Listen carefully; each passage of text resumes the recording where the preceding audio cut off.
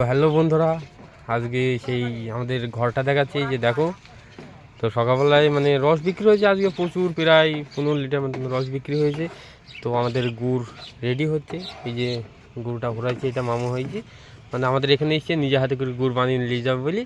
আর ওইটা সেই আমার বড় ভাইটা, ওটা একটা কাপ পাড়ছি। আর ওই যে তো হ্যালো বন্ধুরা, এই যে গুড় ঢালা আমাদের মানে শুরু হয়ে গেছে। এই যে দেখো গুড় ঢালছে কত সুন্দর করে। এই যে দেখো,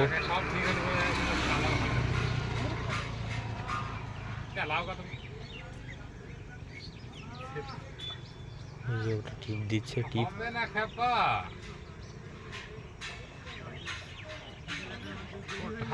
পানি